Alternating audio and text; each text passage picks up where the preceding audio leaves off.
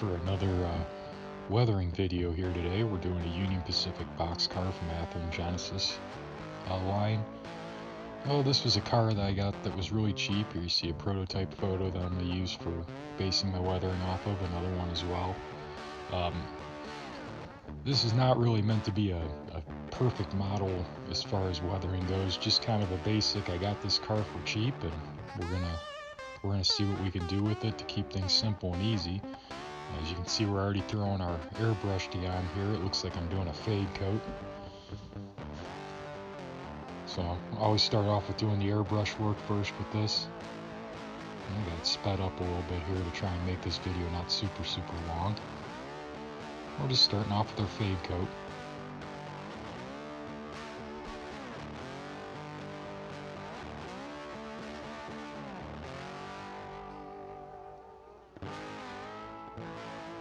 I believe now we'll be doing a little bit of a rust coat.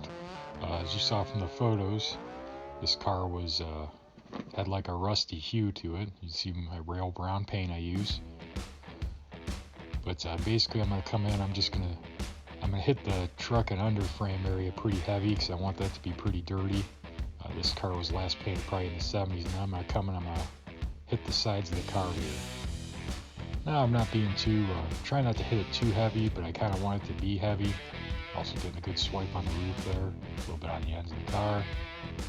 This car was painted in the 70s, and by my 90s era, this was pretty grimy looking, so I'm going to go ahead and put a good coat on here, the rail brown, just to kind of dull it down. It's funny how some of these yellow cars and locomotives, etc., tended to kind of turn almost like a rust color by the time it was all said and done with them as they got older.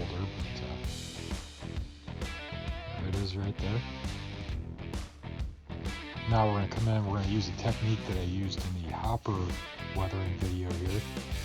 I'm just going to be using some acrylic thinner to go back and wipe off the ribs on the side of the car.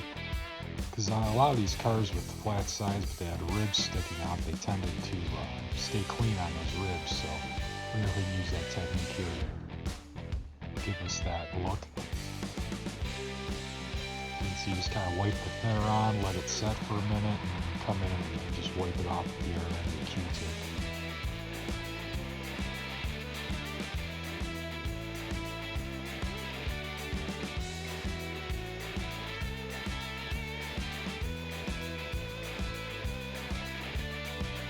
I'm just trying to be careful not to get too much of the paint off the sides of the car. Occasionally you'll get a little bit off of it, but you can always kind of disguise that later on in the weathering process. Just trying to get the paint off the ribs, that's what I'm mainly focused on here.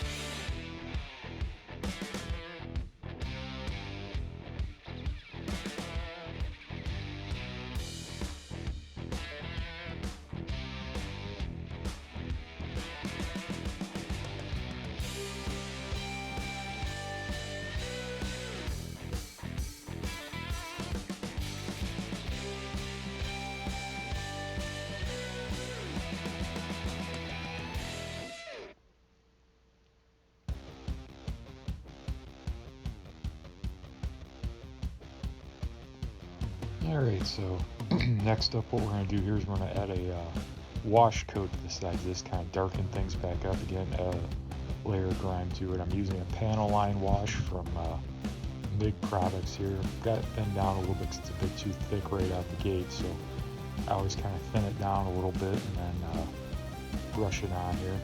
The important thing when using these wash coats is always have the car sitting flat on its side, so that way you don't have all the grime run to either the top or the bottom of the car. You just want it up in those edges of the ribs on this particular car, as well as in the door. There's a little shot of it there. And same thing on the other side.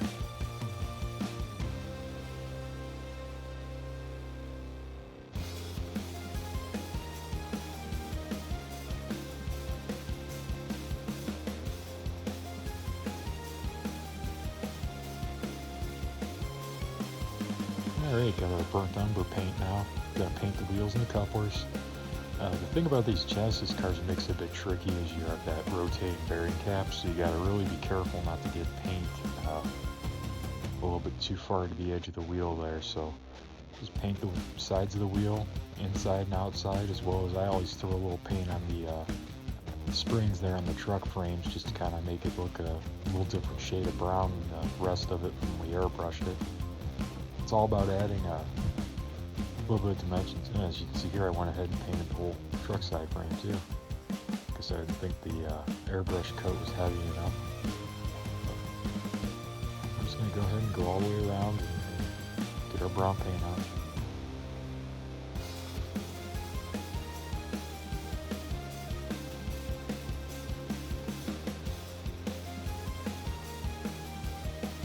Got a little heavy with my paint there, just wipe it off the Q-tip. Always keep lots of Q-tips handy around whenever you're doing any weathering or painting. They come in very, very handy to clean things up, just for different techniques. I always have a bunch of them around.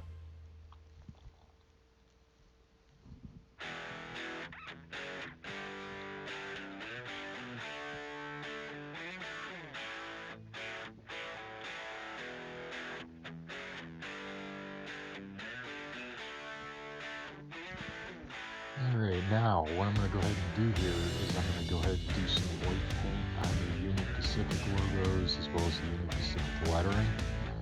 In hindsight, I probably should have done this before I did all my airbrush work, but you know, needless to say, you live and learn. At the end, I was pretty happy with how it turned out. It wasn't perfect, but I'll go ahead and put that paint on there, and then I'm going to wipe it off the Q-tip. I'll put a little more paint on there and wipe it off the Q-tip.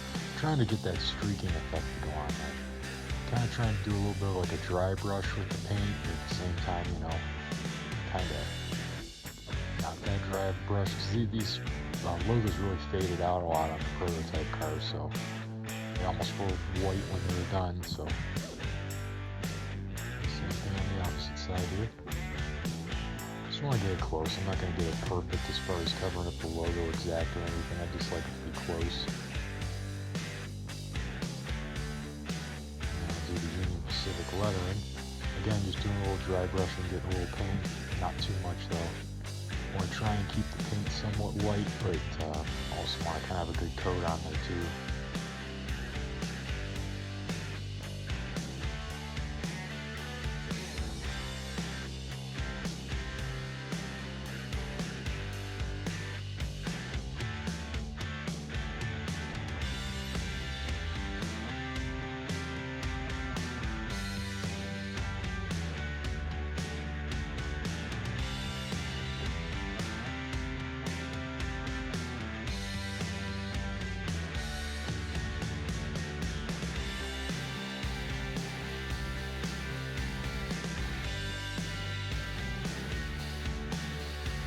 Now time for some more hand painting here. We're going to go ahead and add some more brown to the sides here, a little burnt umber. I'm going to go ahead and hit like the bottom sides of the door here, as the camera of course focuses on my glove and not on the car. I love that, guys.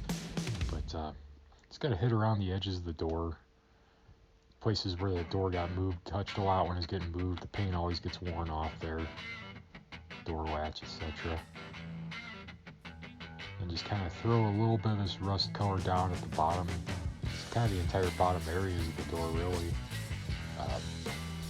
A lot of these boxcar doors, they get beat up and beat up and beat up from use from opening and closing. So just kind of putting a base coat down right now. We're gonna etch powders later, so this is just kind of our base layer, so to speak. I'm going to try and disguise some of where I goofed up there when I was doing my wiping technique earlier. Not too bad. I'm just going to put some random rust spots here and there. Nothing too crazy, just trying to be random. Paint over the ACI label with a little bit of that brown too. So those all tended to turn dirt colored or brown colored or whatever have you as they got older. So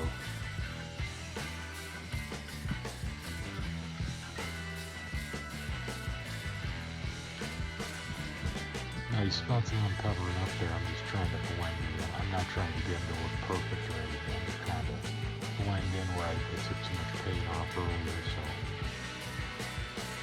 when they dry, it'll be a little less apparent. Again, just some more little random splotches of rust. Throw a little bit on the wood here too.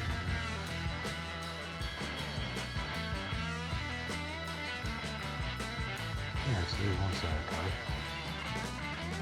We're going to go ahead and we're going to get this rust texture from Vallejo. I love this stuff. I like to use this on the roofs of cars. It's got like a textured finish when it dries, so you put it on good and heavy and it'll have like a textured, rusty look to it. Unfortunately, I don't think I ever got a picture of the roof of this when it's done, but it came out pretty sharp. But then you just take and paint it on really heavy and it'll kind of dry different. Some spots be lighter, some spots be darker. It's a really cool product to use.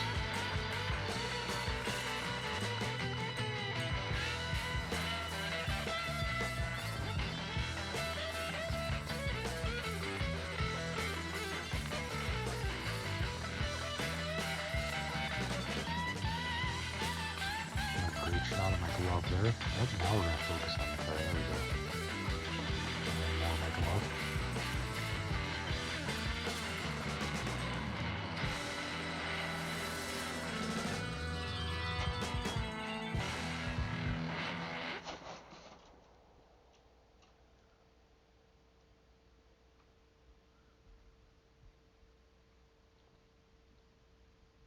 Alright, so there's a rough idea of what it looks like. It's kind of rusty and dirty looking. Now we're going to come back with our markers, and what we're going to do here is we're just going to go ahead and put some little brown spots inside of our rust spots, just kind of add a little bit of dimension and texture to everything here.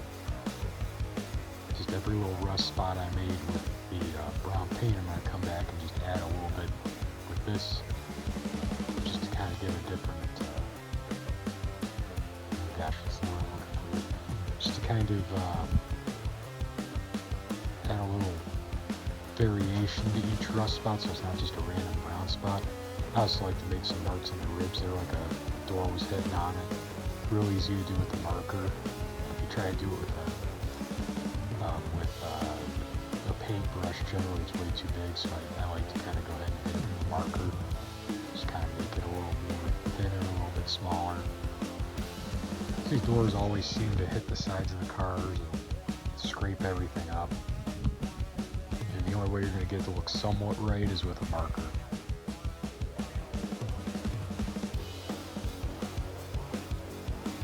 Just going through and dotting all my rust spots there.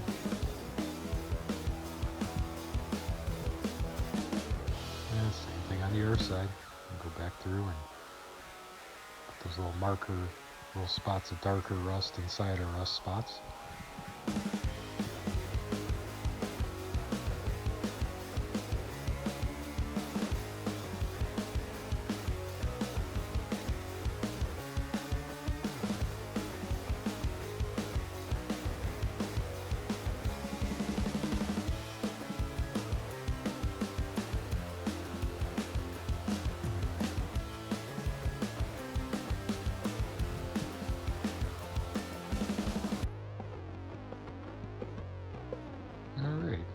Now I believe we do our powder weathering next.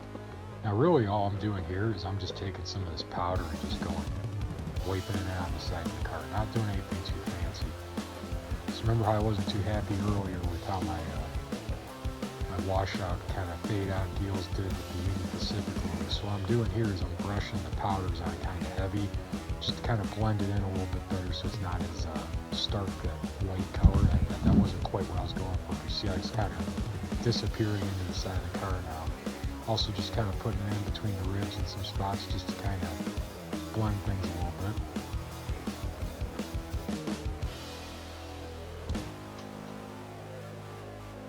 As you can see, that the powder really will tone down things like that. They're a little bit much. It's all about the layers with weathering. It's always about adding a little more and adding a little more and just kind of getting it right a little bit at a time. It's not always going to look right at first, but the further along you go, the better it's going to end up looking. Of course, you're going to come in with your rusty red for around the door there. Just literally just throw it all on there really heavy. As well as a little bit over next to the door, just to kind of fill it in, throw a little on wheel sets and trucks.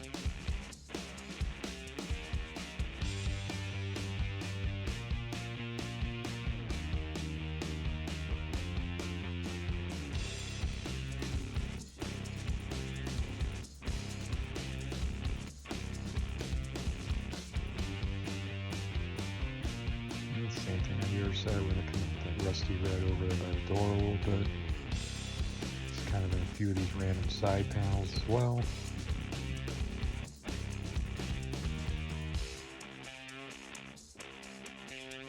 And then of course just really go after the door area. But I should be clear coating this next, and once this gets clear coated, you guys will get to see this over on the layout running around a little bit in the train. See it kind of blend in a little bit. Nothing too crazy here, nothing too fancy. This is just a filler car, if you will, just something to go on a freight train to look good. Main reason I even did this project is I think I paid $12 for this car, which I'm sure a lot of you know these Genesis cars are generally around $40 anymore, so getting this one for 12 bucks, saw a prototype photo and said, yeah, why not, you know. So just kind of, you know, throw in some filler cars, figured I'd make a video out of it for any of you out there that maybe want to do some weathering. Hopefully maybe you learn something, maybe you don't. And, hey, either way, I appreciate you watching. Enjoy this clip of it running on the layout here.